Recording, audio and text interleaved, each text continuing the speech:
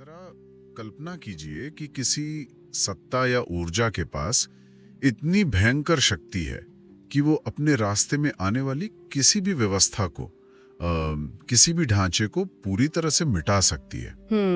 बिल्कुल एक प्रलयकारी शक्ति। हाँ, लेकिन उस सत्ता का जो मूल स्वभाव है, उसका जो मतलब डिफॉल्ट स्टेट है, वो पूर्ण और अछूते मौन का है। मतलब वो सत्ता ना तो क्रोधित है ना ही आक्रामक, वो बस एक अचूक शांति में बैठी है। आज के इस गहन विश्लेषण में हम एक ऐसे ही बेहद अजीब और विरोधाभासी रहस्य को डिकोड करने वाले हैं। और ये सच में एक ऐसा विरोधाभास है जो हमारी सामान्य सोच को चुनौती देता है। मतलब आमतौर पर जब हम किसी अत्यधिक शक्तिशाली सत्ता या पावर के बारे में सोचते हैं, राइट, तो दिमाग में क्या आता है? शोर, गुस्सा। एग्जैक्टली, शोर, आक्रामकता और एक विजिबल दबदबा। मानव मस्तिष्क चीजों को बिल्कुल अलग अलग खानों में बांटकर देखने का आदी है ना। हम सॉफ्ट पावर को, जैसे कि प्रेम, शांति, कोमलता, एक कमजोर या निष्क्रिय अवस्था मान लेते हैं। सही बात है। और जो हार्ड पावर है, यानी विनाश, सुरक्षा और आक्रामकता, उसे हम पूरी तरह से एक अलग कठोर अवस्था मानते हैं। इन दोनों का एक ही जगह पर एक ही समय में होना हमें तार्किक रूप से असंभव लगता है। और यहीं पर आज के हमारे स्रोत तस्वीर में आते हैं। आज हम जिन दस्तावेजों पर चर्चा कर रहे हैं वे इंट्राटॉक के नोट्स हैं। ये एक बेहद दिलचस्प विश्लेषणात्मक ढांचा है जो प्राचीन दर्शन को आधुनिक मनोविज्ञान और चेतना विज्ञान के साथ जोड़ता है। हाँ, और इन नोट्स में बहुत कुछ गहराई से समझाया गया है। बिल्कुल। इन नोट्स में एक अत्यंत प्राचीन ग्रंथ श्री ललिता सहस्त्र नाम के 72वें श्लोक का एक बहुत ही शानदार डिकोड मौजूद है। हमारा मिशन आज ये समझना है कि कैसे ये प्राचीन टेक्स्ट जिसे अक्सर लोग सिर्फ एक धार्मिक प्रार्थना मान लेते हैं, राइट, वो असल में मानव मनोविज्ञान, सॉफ्ट पावर और हार्ड पावर के बीच पूर्ण संतुलन स्थापित करने का एक मास्टर क्लास है। तो चलिए इस विचार को गहराई से समझते हैं। इस ढांचे की शुरुआत होती है एक ऐसी अवधारणा से जो बाहरी दुनिया के शोर को पूरी तरह से नकारती है, रमा राकेंदु वदना। इस पहली अवधारणा के पीछे का विज्ञान बहुत ही गहरा है। मैं कहूंगी कि इंट्राटॉक के नोट्स स्पष्ट करते हैं कि यहाँ रमा का संदर्भ भौतिक और आध्यात्मिक समृद्धि से है, और राकेंदु वदना का अर्थ है पूर्णिमा के चंद्रमा के समान शांत और उज्जवल मुख। लेकिन अगर हम इसके मनोवैज्ञानिक पहलू पर गौर करें ना, तो ये केवल किसी शारीरिक सुंदरता का वर्णन नहीं है। तो फिर ये असल में किस बारे में है? ये असल में चेतना के उस बेसलाइन या आधारभूत अवस्था की बात कर रहा है जो किसी भी बड़ी क्रिया से पहले नितांत आवश्यक है। पूर्णिमा का चंद्रमा यहाँ मानसिक शीतलता और एक एब्सोल्यूट काम का रूपक है। अच्छा, अगर मैं इसे आज के संदर्भ में एक एनालॉजी के जरिए समझने की कोशिश करूं, तो ये गहरे समुद्र में चलने वाली एक सबमरीन या पनडुब्बी की तरह है। अरे वाह, ये दिलचस्प है। मतलब उस पनडुब्बी के बाहर गहरे समुद्र में लाखों टन पानी का भयंकर दबाव है। बाहर का माहौल इतना हिंसक और जानलेवा है कि कोई भी बाहरी चीज पल भर में कुचल दी जाए। बिल्कुल, बाहर पूरा शोर और तबाही है। हाँ, लेकिन उस पनडुब्बी के अंदर एक पूर्ण शांति है। सारे उपकरण बिल्कुल सटीक तरीके से काम कर रहे हैं। कोई शोर नहीं है, कोई घबराहट नहीं है। बाहर की उथल पुथल का अंदर की शांति पर कोई असर नहीं होता। एग्जैक्टली। ये एनालॉजी इस अवस्था के काम करने के तरीके को, यानी इसके मैकेनिज्म को बिल्कुल सही ढंग से समझाती है। ये समझना बहुत जरूरी है कि ये मानसिक शीतलता क्यों आवश्यक है। तो न्यूरोबायोलॉजी इसके बारे में क्या कहती है? आधुनिक न्यूरोबायोलॉजी भी यही कहती है कि जब कोई इंसान खतरे में होता है या बहुत अधिक तनाव में होता है, तो उसका नर्वस सिस्टम फाइट और फ्लाइट मोड में चला जाता है। लड़ो या भागो मोड, राइट? हाँ, और उस अवस्था में निर्णय लेने की क्षमता, गहरी सोच और करुणा, ये सब बंद हो जाते हैं। वो बस सर्वाइवल के लिए सोचता है। सही कहा। इसलिए चाहे जीवन की सबसे क्रूर नकारात्मकता से लड़ना हो या किसी जटिल कॉर्पोरेट डील को नेगोशिएट करना हो, आपका आंतरिक सिस्टम उसी पनडुब्बी की तरह शांत होना चाहिए। राइट। वो पूर्ण ठहराव ही वो जगह है जहाँ से वास्तविक शक्ति जन्म लेती है। अशांत मन कभी भी अपनी शक्ति का सही दिशा में उपयोग कर ही नहीं सकता। ये एक बहुत ही स्पष्ट और तार्किक आधार है कि शक्ति की नींव शोर या क्रोध में नहीं बल्कि असीम शांति में होती है। अब अगर पनडुब्बी अंदर से शांत है तो इसका मतलब ये तो नहीं है ना कि वो सिर्फ समुद्र के तल पर निष्क्रिय पड़ी रहेगी। बिल्कुल नहीं, उसे चलना भी है। वही तो, उस शांति के भीतर एक ऊर्जा, एक इंजन होना चाहिए जो उसे चलाए। और यहीं पर ये दर्शन एक ऐसा मोड़ लेता है जो मुझे सच में हैरान करता है। आप किस हिस्से की बात कर रहे हैं? जो सत्ता इस असीम शांति का प्रतीक है, उसी के बारे में अगला विचार है। रति रूपा रति प्रिया, मतलब वो स्वयं प्रेम और आनंद का शुद्ध स्रोत है। हाँ बिल्कुल, जब मन उस पूर्ण चंद्र के समान शांत हो जाता है ना, तो उस शून्य में जो सबसे पहली चीज जन्म लेती है वो है विशुद्ध आनंद और प्रेम। रति रूपा यानी जो स्वयं प्रेम और आकर्षण का साकार रूप है। और रति प्रिया यानी जिसे यह आनंद प्रिय है। लेकिन देखिए, यहाँ पर एक मजबूत विरोधाभास सामने आता है। अगर हम दुनिया भर के अधिकांश आध्यात्मिक या दार्शनिक ढांचों को देखें तो वे डिटैचमेंट या वैराग्य की वकालत करते हैं। हाँ, वो अक्सर संसार से दूर जाने को कहते हैं। राइट। वे कहते हैं कि अगर आपको शक्तिशाली बनना है, अगर आपको सत्य जानना है, तो आपको दुनिया के आकर्षणों से कटना होगा, भावनाओं को मारना होगा। लेकिन इंट्राटॉक के ये नोट्स बता रहे हैं कि परम सत्ता स्वयं जीवन के रस और आकर्षण का केंद्र है। ये तो पारंपरिक वैराग्य की धारणा के बिल्कुल विपरीत है। ऐसा क्यों है? क्योंकि पलायनवाद कभी भी शक्ति का स्रोत नहीं हो सकता। ये एक बहुत बड़ी गलतफहमी है कि दिव्यता या पूर्णता का मतलब भावनाओं से भागना या एक शुष्क रोबोटिक जीवन जीना है। अच्छा, तो फिर असली तरीका क्या है? इसके मैकेनिज्म को समझिए। मनोविज्ञान में हम जिसे फ्लो स्टेट कहते हैं, हाँ, फ्लो स्टेट, हाँ, वो तब आता है जब इंसान अपने काम, अपनी कला या अपने जीवन से इतने गहरे प्रेम में होता है कि समय का एहसास ही खत्म हो जाता है। दिव्यता जीवन से कटने में नहीं, बल्कि उसे सबसे उच्चतम स्तर की ऊर्जा और आनंद के साथ जीने में है।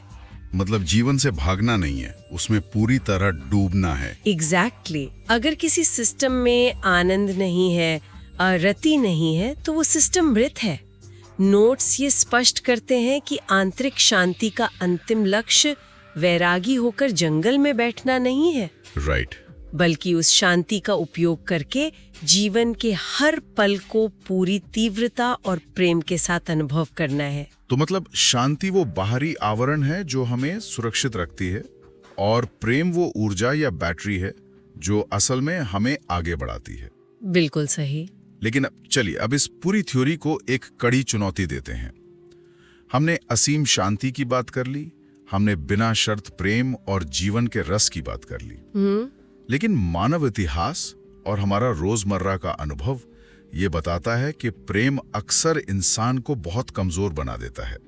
एक ऐसा इंसान जो बिना किसी सीमा के सिर्फ प्रेम बांट रहा है। दुनिया उसका फायदा उठाती है। हाँ, बाहरी दुनिया अक्सर उसका फायदा उठाती है। बिना सीमाओं का प्रेम तो शोषित होने के लिए ही बना है। तो फिर ये दर्शन इस अत्यधिक भेद्यता या वल्नरेबिलिटी से कैसे निपटता है? और यहीं पर वो सबसे महत्वपूर्ण मनोवैज्ञानिक शिफ्ट आता है, जो सॉफ्ट पावर को हार्ड पावर के साथ जोड़ता है। इस शिफ्ट को रक्षाकारी राक्षस घनी के विचार से समझाया गया है। अच्छा, ये अचानक से काफी अग्रेसिव लग रहा है। हाँ, जो सत्ता अभी तक शुद्ध प्रेम और आनंद में लीन थी, वो अब एक भयंकर रक्षक और संहारक बन जाती है। रक्षाकारी जो रक्षा करती है, और राक्षसगनी जो दुष्टता, अज्ञान और हर नकारात्मकता का जड़ से नाश कर देती है। यहाँ पर मेरी उलझन थोड़ी और बढ़ जाती है क्या अत्यधिक प्रेम और अत्यंत भयंकर संहारक शक्ति वास्तव में एक साथ कोएग्जिस्ट कर सकते हैं? पहली नजर में तो ये उल्टे लगते हैं, राइट? क्या अत्यधिक हिंसा या विनाश उस असीम प्रेम और शांति को पूरी तरह से खारिज नहीं कर देता जिसकी हमने अभी अभी बात की? क्या ये दोनों चीजें एक दूसरे को काटती नहीं है? सतह पर देखने से ऐसा ही लगता है, लेकिन अगर हम इसके पीछे के मैकेनिज्म को समझें तो संहार करना यहाँ प्रेम के विपरीत नहीं है, बल्कि वो प्रेम का ही एक बाय प्रोडक्ट है। एक बाय प्रोडक्ट। इस हिस्से को थोड़ा और खोलते हैं। अगर मैं इसे प्रकृति के एक उदाहरण से समझूं तो ये हमारी पृथ्वी के वायुमंडल की तरह है। एटमॉस्फेयर। वो कैसे? पृथ्वी पर रहने वाले हमारे जैसे जीवों के लिए ये वायुमंडल सॉफ्ट पावर का सबसे बेहतरीन उदाहरण है। ये जीवनदायी ऑक्सीजन देता है, एक बहुत ही कोमल अदृश्य कंबल की तरह हमें लपेटे रहता है। हम इसे महसूस तक नहीं करते कि ये कितना शांत है। हाँ, वो बिल्कुल बेसलाइन शांति की तरह है। बिल्कुल। लेकिन अगर अंतरिक्ष से कोई उल्कापिंड 30,000 मील प्रति घंटे की रफ्तार से पृथ्वी पर जीवन को नष्ट करने के लिए आता है तो क्या होता है? वो जलकर राख हो जाता है। एग्जैक्टली। यही कोमल वायुमंडल उसके लिए घर्षण की एक अत्यंत भयानक दीवार बन जाता है। वो उस उल्कापिंड को जलाकर राख कर देता है। यहाँ विनाश और कोमलता दो अलग अलग चीजें नहीं हैं। बहुत ही खूबसूरत एनालॉजी है ना? वायुमंडल उल्कापिंड से नफरत नहीं करता, वो बस नीचे मौजूद जीवन से इतना असीम प्रेम करता है कि उसे बचाने के लिए वो किसी भी खतरे को राख कर सकता है। वो विनाश असल में उस सुरक्षा का ही एक हिस्सा है। ठीक है, ये स्पष्ट करती है कि सच्चा प्रेम कभी दुर्बल नहीं होता। हम अक्सर प्रेम को मीठा बोलने या हर बात सह लेने से जोड़ लेते हैं। हाँ, जिसे हम कमजोरी मान लेते हैं। राइट। लेकिन सच्चे प्रेम और करुणा को सीमाओं की यानी बाउंड्रीज की आवश्यकता होती है। जब हम राक्षस घिनी की बात करते हैं ना, तो ये सिर्फ बाहरी दुश्मनों या पौराणिक राक्षसों की बात नहीं है। तो ये किस बारे में है? ये हमारे खुद के भीतर बैठे अज्ञान, आत्मसंशय, द्वेष और उस हर मनोवैज्ञानिक बाधा के नाश की बात है जो हमें हमारी पूर्णता से रोकती है। अज्ञान का नाश करना असल में करुणा का ही सबसे उग्र और सक्रिय रूप है। सच में ये विचार बहुत कुछ बदल देता है। मतलब सॉफ्ट पावर ही हार्ड पावर को जन्म देती है। बिना शांति के शक्ति विनाशकारी हो जाती है और बिना शक्ति के शांति सिर्फ एक कमजोरी बनकर रह जाती है। बिल्कुल। लेकिन अब एक और तार्किक सवाल उठता है। अगर हम वायुमंडल वाली एनालॉजी पर ही टिके हैं तो वायुमंडल जीवन को बचाता है और उल्कापिंड को नष्ट करता है। यानी वो दो अलग अलग काम कर रहा है। तो क्या ये दोनों ऊर्जाएं, सौंदर्य या प्रेम और सुरक्षा या संहार, हमेशा एक द्वैत या ड्युअलिटी में ही रहती हैं, या इनके आगे भी कोई बिगर पिक्चर है? इंट्रा टॉक के नोट्स यहीं पर भौतिक दुनिया के मनोविज्ञान से छलांग लगाकर सीधे ब्रह्मांडीय चेतना के स्तर पर पहुंचते हैं। इस ढांचे का अगला विचार है रामा रमण लम्टा।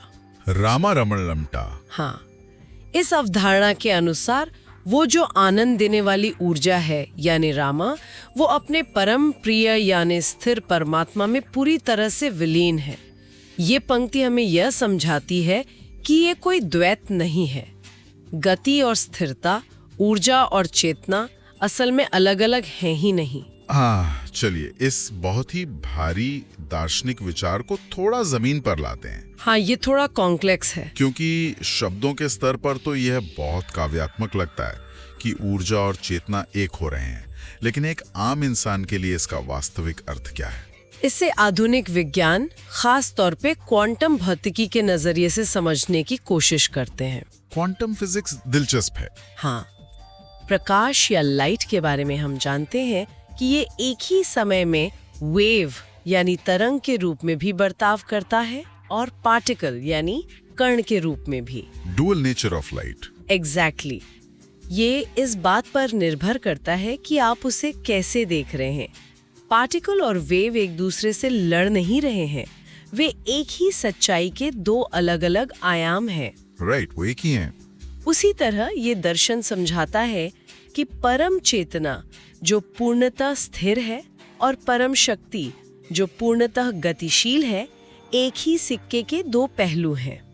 जब प्रेम यानी सॉफ्ट पावर और शक्ति यानी हार्ड पावर अपने बिल्कुल पीक पर पहुंच जाते हैं तो उनके बीच का भेद मिट जाता है।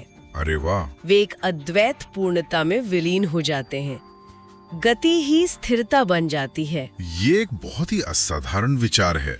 इसका मतलब है कि वो जो इतनी आक्रामक है कि किसी भी अज्ञान या नकारात्मकता को जलाकर राख कर सकती है, वो कोई अलग क्रोधित सत्ता नहीं है। बिल्कुल नहीं। वो उसी परम शांत अवस्था का एक सक्रिय रूप है और काम पूरा होने के बाद वो वापस उसी अचूक शांति में विलीन हो जाती है। ये एक पूरा मनोवैज्ञानिक लूप है। एग्जैक्टली। और अब सबसे महत्वपूर्ण बात, इस पूरी चर्चा की प्रासंगिकता क्या है? ये प्राचीन दर्शन और इसके ये जटिल डिकोड आज के इंसान के लिए क्यों मायने रखते हैं? मैं भी यही सोचने वाला था। आज के समय में जहां हम इंफॉर्मेशन ओवरलोड में जी रहे हैं, हर कोई तनाव में है, हर कोई एक दूसरे से आगे निकलने की होड़ में है, वहाँ कोई इंसान इस सॉफ्ट पावर और हार्ड पावर के संतुलन का इस्तेमाल कैसे कर सकता है? अगर हम अपने आसपास देखें ना, तो हम पाएंगे कि आज लोग चरम सीमाओं या एक्सट्रीम्स में जी रहे हैं। वो कैसे? एक तरफ वो लोग हैं जो टॉक्सिक एम्पैथी का शिकार हैं। वे इतने अधिक कोमल और सीमा रहित हो गए हैं कि दुनिया उन्हें कुचल कर आगे बढ़ जाती है। वे रति रूपा तो हैं, लेकिन उनमें राक्षस घग्नि वाली बाउंड्री सेट करने की क्षमता नहीं है। और दूसरी तरफ वो लोग हैं जिन्होंने खुद को इतना कठोर और निष्ठुर बना लिया है कि उनके जीवन से हर तरह का रस और आनंद खत्म हो गया है। वे हर किसी को एक खतरे के रूप में देखते हैं। यानी वे हमेशा फाइट और फ्लाइट मोड में रहते हैं। वे रक्षा तो कर रहे हैं, लेकिन उस पनडुब्बी के अंदर का शांत और आनंदमय माहौल पूरी तरह से बर्बाद हो चुका है। एकदम सही। इंट्राटॉक के नोट्स एक बहुत ही गहरी बात स्पष्ट करते हैं। इस पूर्णता के अनुभव से दो चीजें एक साथ घटित होती हैं। पहला, प्रेम के अनुभव से भय पूरी तरह समाप्त हो जाता है। राइट। और दूसरा, अपनी खुद की शक्ति को समझने से असीम आत्मविश्वास जागृत होता है। मुझे इस बात के पीछे का मैकेनिज्म समझना है। प्रेम के अनुभव से भय क्यों समाप्त होता है?